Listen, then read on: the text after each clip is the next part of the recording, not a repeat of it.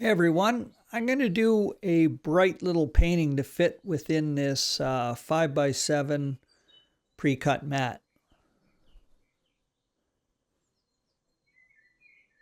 So I'm going to put my horizon line in first and then double check to make sure, yep, that's where I want it. I don't want to have too much foreground. And there's the paper I'm using, by the way. It's a Winsor & Newton pad of 140-pound cold press paper. So I'm going with a tall farmhouse in the middle of nowhere, introvert's paradise as usual, and checking regularly that my composition's fitting within the mat. Now I added a lamppost to the left, and that's not going to leave me much room for my tree on the right.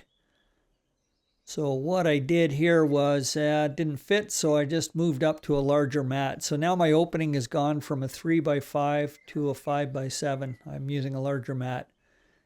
And that little indicator there said I'm using my Lamy Safari Extra Fine fountain pen, and that's Diatramentus document ink. So yeah, I went to a larger mat to give me more room to work with for my composition. So I get the house all inked in. I'll ink in the trunk of the tree, and I'll leave the foliage uninked so I can work at that or detail it out later. So there's my finished sketch. And now we can get around to the business of painting. So I mentioned I wanted to have a nice bright painting, so I'm going to go with a cadmium yellow sky in the background. So I'm just doing some negative painting, working around the building, working around the foliage.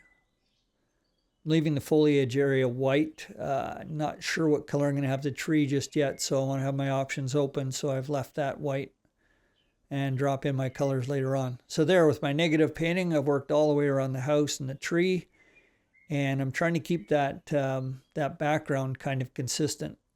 So I'm flipping the pad around, adding water, and trying to have a consistent look in the background.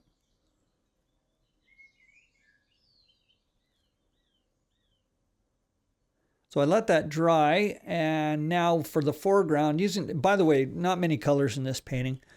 For the foreground, using the same cadmium yellow mix with a bit of orange in it, and with it wet in wet, I'm just going to fill that up with just dropping in some sap green. Now with the larger opening, I can have a little more foreground. So that was wet in wet, just cadmium yellow with the sap green dropped in. And I left a bit of a highlight at the front of the house to take your eye up there. I'm putting in a little stand of trees in the background.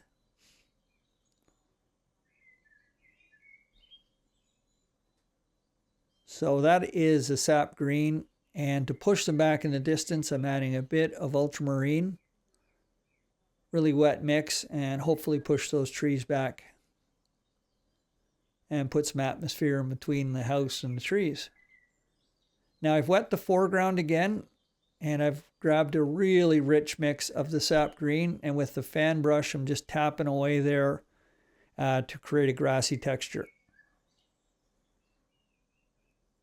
And now I've got a nice dark foreground, a bright spot in front of the house, and that should really hopefully take your eye up those steps. Now for the large tree on the right, this is all wet in wet. So I'm using a cadmium yellow, soaking that area, and then I'm dropping in some cadmium orange. By the way, I slipped the board under my pad and put it on a bit of a tilt. So my paint's going to be running down to the bottom of the foliage, which is exactly where I want it.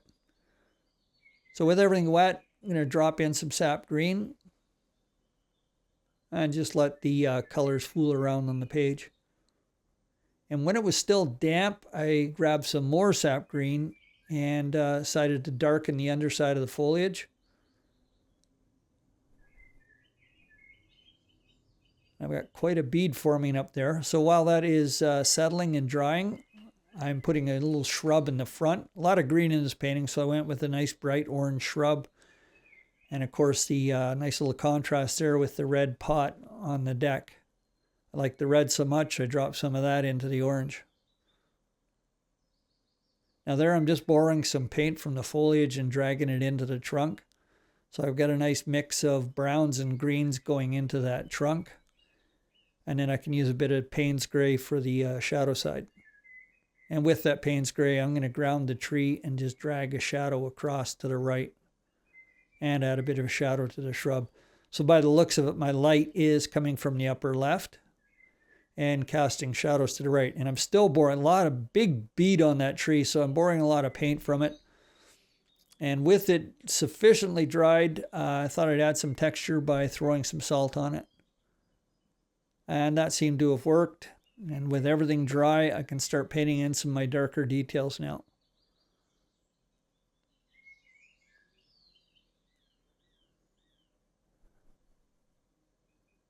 I've got my nice dungeon window, all Payne's Gray, using that same color. It's Payne's Gray and ultramarine, and I'm painting the underside of the deck and just dropping a shadow onto that planter on the deck.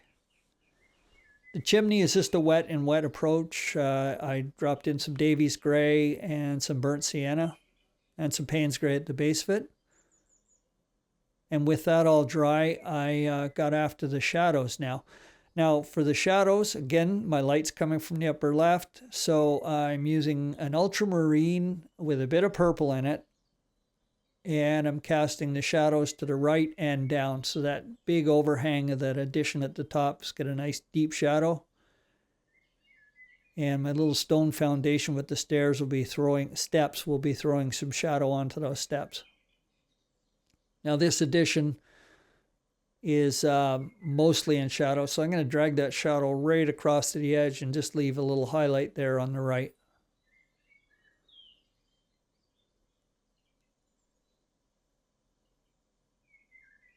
And by the way, there is a much longer version of this video over on Patreon, so if you're interested, there's the address up there in the upper right if you want to sign up and see some longer videos. Anyway, there's my sales pitch.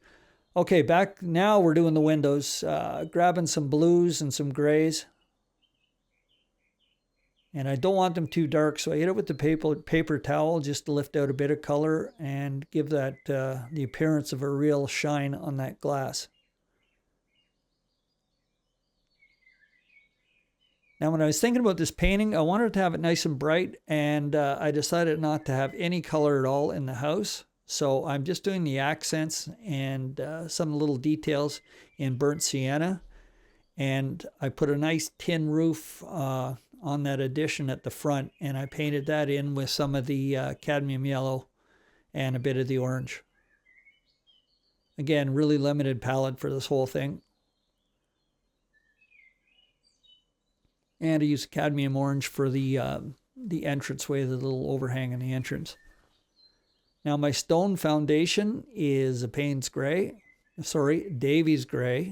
So I wet the entire area with the Davies Gray, mopped out a few highlights, and then dropped in some burnt sienna at the base of the house, right where the foundation meets the ground. And now I've got a nice definition there, nice bright spot, and some nice contrast with the house in the foreground.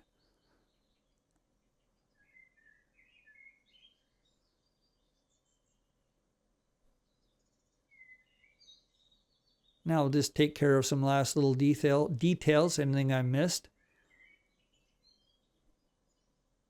Honestly, don't think my water over there could get any dirtier. And lastly, I'll just ink around the foliage. I'm just scratching the surface here, not putting too much effort into that. I don't want to have too much ink in it. So it's a rough paper, and I'm just holding the pen very lightly and just scratching in some lines around the outside. Not too much definition. And there's my 8x10 mat. Everything seems to fit. So I'll just add a few little rocks and grasses in the immediate foreground.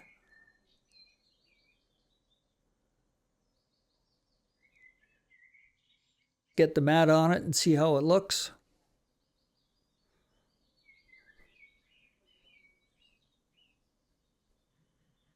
And there it is. Thanks for watching, and we'll see you again soon.